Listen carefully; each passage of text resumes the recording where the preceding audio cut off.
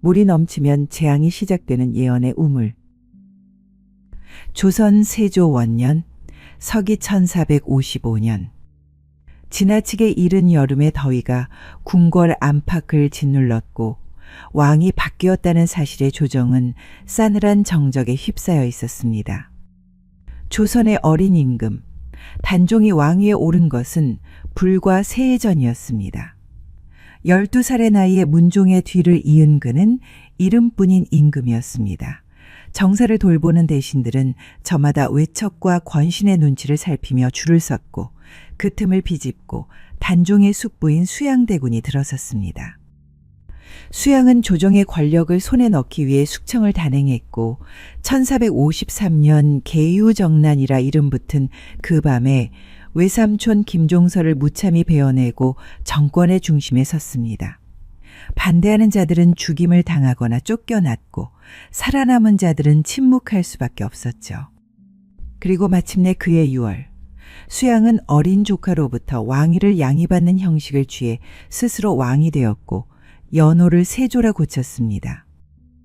그의 여름은 유난히도 뜨거웠습니다. 달아오른 하늘은 구름 한 점 없이 맑기만 했고 땅은 갈라질 대로 갈라져 먼지를 내뿜고 있었습니다. 비는커녕 이슬 한 방울조차 보기 어려운 날들이 이어지더니 가뭄은 해를 넘어 몇 년째 계속되었습니다. 끝날 줄 모르는 가뭄에 사람들은 고개를 저으며 하나같이 입을 모았습니다. 분명 하늘이 노한 것이야. 천륜을 거스른 자에게 벌을 내리는 게지. 어느 한적한 산골 마을 충청도 중평 깊은 골짜기에 외진 마을 사공리가 있었습니다. 예전에는 산기슭에서 흐르는 맑은 물이 끊이지 않아 살기 좋은 마을이었지만 세조가 즉위한 뒤로 샘이 마른 듯하여 마을 사람들의 사정은 날이 갈수록 나빠졌습니다. 마을 사람들은 임금이 하늘의 뜻을 거슬러 나라가 이 모양이 되었다는 말이 유행처럼 번졌습니다. 요즘 들어 물이 더 귀해졌어. 우물물도 바닥이라니? 이게 다 무슨 조화냐고. 그러게요. 밤늦은 시간에는 산짐승들까지 물을 마시러 마을로 내려온대요. 사내 애들 말로는 어젯밤에도 노루 2마리가 장독대 근처를 어슬렁댔다던데. 허허, 하늘이 노한 게지. 임금이 하늘 뜻을 거슬렀다 하잖아. 천륜을 어기면 이렇게 하늘이 큰 벌을 내리는 법이니까. 그런 말씀 너무 크게 하지 마세요, 아지매. 혹여 듣는 이라도 있으면 어쩌려고 그런다요. 아이고, 옥다나. 요즘에는 마을 아이들도 세조가 조카를 몰아내서 하늘이 노했다는 말을 입에 달고 산다. 또한 장터에선 그 말이 인사처럼 오가는 상황인데 다 잡아가기야 하겠니? 그러던 어느 날 한 노승이 길을 따라 마을로 내려오고 있었습니다. 더위에 땀범벅이 된 그는 낡은 삿갓을 눌러쓰고 지팡이에 의지한 채 길을 걷고 있었습니다. 그가 입은 누더기 승복은 낡고 먼지로 덮여 있었지만 눈빛은 또렷한 게 보통 사람 같지 않았습니다. 이 나라의 업이 하늘을 가렸구나. 그는 자신도 모르게 중얼이며 땅을 내려다보았습니다. 땅은 검붉게 타올라 있었고 풀 한 폭이 나지 않는 돌밭이 이어졌습니다. 그날도 마찬가지였습니다. 한낮의 열기가 장작불처럼 자결할 즈음 그는 사공리 마을 어귀에 도착했습니다. 너무 더운 날씨 때문인지 마을에는 돌아다니는 사람 하나 없었습니다. 마을 안으로 들어선 그는 주위를 둘러보다가 이상한 점을 눈치챘습니다. 민가가 대여섯 채는 되어 보였으나 물이 있을 만한 샘터나 우물이 보이지 않았습니다. 또한 보이는 우물은 이미 말라버린 뒤였습니다. 매우 목이 탄 노승은 이마에 땀을 닦으며 어느 집 살인문을 조심스럽게 두드렸습니다. 실례를 무릅쓰고 부탁 좀 드리겠습니다. 이 소승 길을 재촉하다. 목이 타 견디기 어렵사온데 혹 찬물 한 그릇 얻을 수 있겠습니까? 한 안악이 마루에서 나왔습니다. 얼굴은 피곤해 보였지만 미소는 선해 보였는데 그녀는 노승을 보고 합장하더니 말을 이었습니다. 아이고, 스님께서 이 떼약볕에 어쩐 일이시옵니까? 당연히 드려야지요. 허나 부끄럽게도 집에 물이 다하여 당장 길어와야 합니다. 그러면 뒷마루 한 켠이라도 허락해 주십시오. 땀 좀 식히며 기다리겠습니다. 안악은 스님을 뒷마루에 앉히고는 물이 떨어졌으니 다시 길어오겠다며 나갔습니다. 여인이 사라진 뒤 노승은 마루 기둥에 기대어 땀을 식히며 하늘을 올려다보았습니다. 그러나 그 집 안악이 돌아온 것은 1시간 반이 훌쩍 지나서였습니다. 얼굴은 벌겋게 달아올랐고 이마에는 땀이 줄줄 흘러내렸죠. 그녀는 숨을 몰아쉬며 문지방을 넘더니 무거운 물동이를 조심스레 내려놓았습니다. 스님, 오래 기다리셨지요? 죄송합니다. 그녀는 손등으로 이마의 땀을 훔치며 허리를 펴기도 전에 주발을 들어 우물물 한 사발을 떠서 승 앞에 내밀었습니다. 노승은 그 물을 조심스레 받아들고 말없이 고개를 숙여 감사 인사를 대신했습니다. 그리고는 목을 축이며 물을 들이켰습니다. 물은 차갑고 시원했지만 안악의 숨소리는 여전히 거칠었습니다. 물을 다 마신 뒤 노승은 조심스레 물었습니다. 물을 길어오는데 제법 시간이 걸리는 걸 보니 샘이 멀리 있는 모양인가 봅니다. 안악은 고개를 절레절레 저으며 씁쓸한 웃음을 지었습니다. 아휴, 말도 마세요. 원래는 이 마을도 샘터가 있어 물 걱정 없이 살았는데 몇 해 전부터 가뭄이 계속되더니 결국은 그 우물들까지 모두 말라버렸답니다. 그래서 결국 어쩔 수 없이 10리나 떨어진 계곡까지 물을 길러 다녀야 하지요. 10리나 되는 먼 길을 다녀오셨다는 건 말처럼 쉬운 일은 아니겠지요. 이렇게 귀한 물을 저 같은 지나가는 길손에게 아끼지 않고 내어주시다니 그 마음이 무엇보다 감사하고 고맙습니다. 소승은 세상 인연이란 게 결코 우연이 아니라고 믿고 있습니다. 목마른 여름날 우연히 이 마을에 이르렀고 또 이렇게 힘들게 물을 얻어먹었으니 이것이 하늘의 뜻이 아니라면 무엇이겠습니까? 노승은 말을 마치자마자 짚고 온 지팡이를 들고 조용히 마당 한가운데로 걸어나가더니 자리를 잡고는 땅을 3번 두드렸습니다. 묵직한 소리가 고요한 마당에 울려 퍼졌습니다. 그리고 이내 눈을 감고 잠시 하늘을 우러러본 뒤 조심스럽게 말을 꺼냈습니다. 내 비록 스쳐가는 객승에 불과하나 이 은혜를 그냥 넘길 수는 없지요.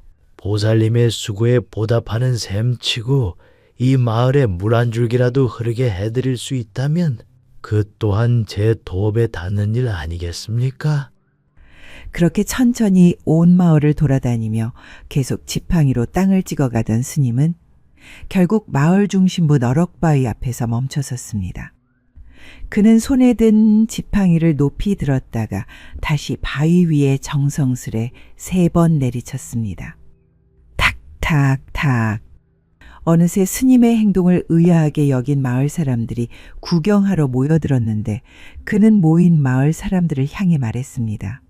이 땅 아래 깊은 곳에는 대지의 맥이 흐르고 그 맥이 바로 이 마을 한가운데를 지나고 있어. 내가 지팡이로 느꼈으니 분명 그리할 것이요. 사람들이 숨을 삼키는 듯 정적이 흘렀고 한 청년이 떨리는 목소리로 물었습니다. 스님, 그렇다면 이 바위 아래 물이 흐른단 말씀이십니까? 그렇소. 이 너럭바위는 단순한 돌덩이가 아니라 대지의 숨구멍이라 할 수 있어. 이곳을 파면 분명 생명의 물줄기가 솟아날 것이요. 그러나 명심하시오. 이 물은 평범한 샘이 아니요. 하늘과 땅이 한데 이어진 자리에서 솟는 물이기에 반드시 세상사에 응답하게 되어 있어. 그는 지팡이로 바위를 다시 한번 두드리며 덧붙였습니다. 이 물은 여름에도 시원하고 겨울에도 얼지 않으며 가뭄에도 마르지 않을 것이요. 그러나 만일 이 물이 넘쳐 흐르는 날이 온다면 나라에 큰 변고가 있을 것이니 부디 그 징조를 헤아리도록 하시오. 이튿날 마을 사람들은 너럭바위 앞에 모였습니다. 스님의 말을 따르기로 한 것이었죠. 사내들이 괭이와 망치로 내려치자 바위는 예상보다 쉽게 금이 가기 시작했습니다. 첫 번째 금이 일어나자 마치 땅속 깊은 곳에서 숨결 같은 바람이 불어왔습니다. 갑자기 바람이 땅 밑에서 솟아나다니 이게 대체 어찌된 일이지? 한 사내가 중얼거렸습니다. 그 바람은 은은한 소량과 매화꽃 향을 품고 있었는데 사람들은 경이로움이 일어 말없이 서로를 바라보았습니다. 곧이어 바위가 세로로 갈라지며 중심이 쪼개졌고 그 틈 사이로 투명하고 맑은 물이 스르르 흘러나오기 시작했습니다. 바위 틈에서 맑은 물줄기가 솟아나는 순간 처음엔 누구도 말을 잇지 못했습니다. 한 사내가 조심스럽게 손을 뻗어 물을 떠보았습니다. 손 안에 담긴 물은 매우 맑고 차가웠습니다. 물이여! 물이 솟았소이다! 그 외침이 울려 퍼지자 잠시 숨죽이고 있던 마을 사람들이 일제히 들썩였습니다. 아이부터 노인까지 너나 없이 우물 곁으로 달려들었습니다. 바가지와 사발로 심지어 치마자락으로라도 물을 받으려 애썼습니다. 한 아이는 물을 한 모금 삼키더니 두 눈을 동그랗게 뜨고 외쳤습니다. 달다? 어머니, 이 물 달아요. 정말이네. 이거 봐라. 가슴속까지 시원해지는구나. 아이들은 물장난을 쳤고 안악들은 물동이를 이고 웃음을 터뜨리며 돌아갔고 장정들은 우통을 벗고 등목을 하며 더위를 식혔습니다. 들녘에서 쏟아지던 햇살은 여전히 따가웠지만 마을은 그 어느 때보다도 밝고 환한 웃음으로 가득 찼죠. 우물이 터진 뒤에도 노승은 마을에 오래 머물지 않았습니다. 청년들과 노인들이 감사를 전하려 했지만 그는 손사래를 치며 이 말을 남기고 떠났습니다. 물은 여기에 흐르고 있던 것이요. 눈에 보이지 않아 차마 몰랐을 뿐이지. 다만 이거 하나만은 기억해 주시오. 나라에 변고가 생길 때마다 우물물이 넘칠 것이라는 사실 말이오. 그 일이 일어난 것은 우물이 생긴 지 130여 년이 흐른 뒤였습니다. 그날 새벽 동이 트기도 전 하나낙이 물을 기르러 우물가에 나섰는데 평소라면 새들이 지저귀고 바람이 솔솔 불어야 할 시각이건만 하늘은 알 수 없는 잿빛으로 뒤덮여 있었고 공기에는 숨막히는 듯한 무거움이 서려 있었습니다. 웬 일일꼬. 오늘따라 참 우중충하네. 그녀는 물동이를 들고 조심스레 우물가에 다다랐습니다. 그러나 그곳에서 발을 멈춘 채 그대로 주저앉고 말았죠. 이게 무엇이다냐? 우물의 물은 넘치고 있었습니다. 분명 스님이 말하길 이 물은 가뭄에도 마르지 않으나 넘치게 되면 나라에 병고가 있으리라고 했었죠. 그 말을 안악은 어릴 적부터 귀에 박히도록 들어왔습니다.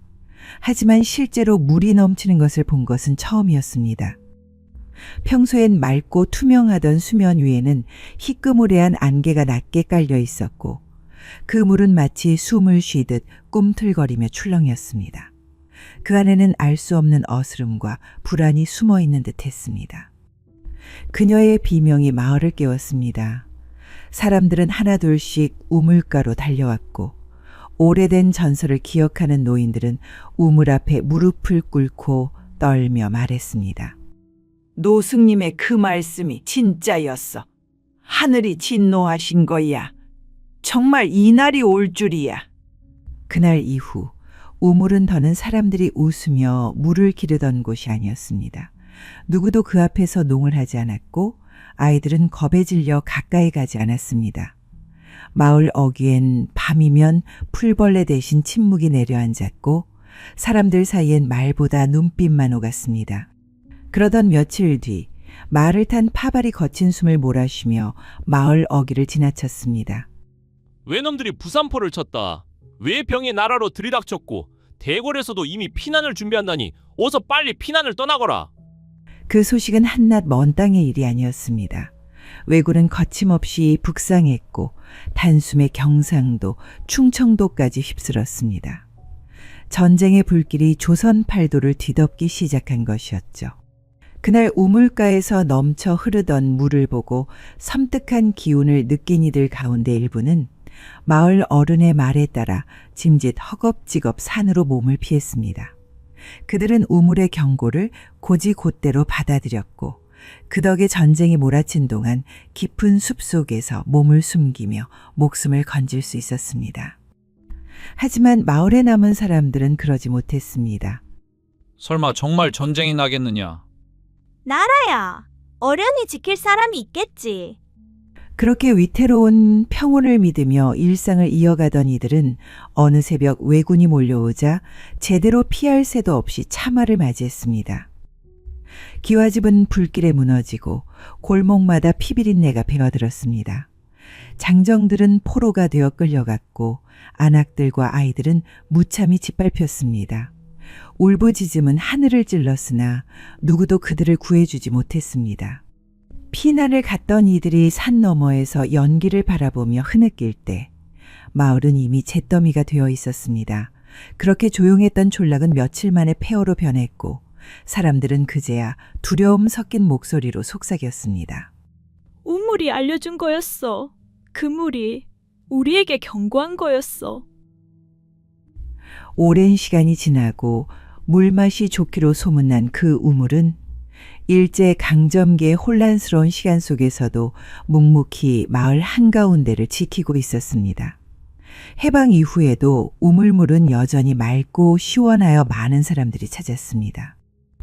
하지만 세월이 흐르면서 사람들은 예전에 있었던 우물의 예언 이야기를 까마득히 잊어갔습니다. 물맛 하나는 기가 막히다는 말만 남은 채 우물은 그저 일상 속의 배경이 되어버렸죠.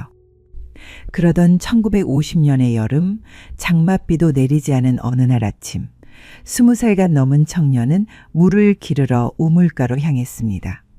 그는 물동이를 들고 익숙하게 바가지질을 하려다 갑자기 그 자리에 얼어붙었습니다.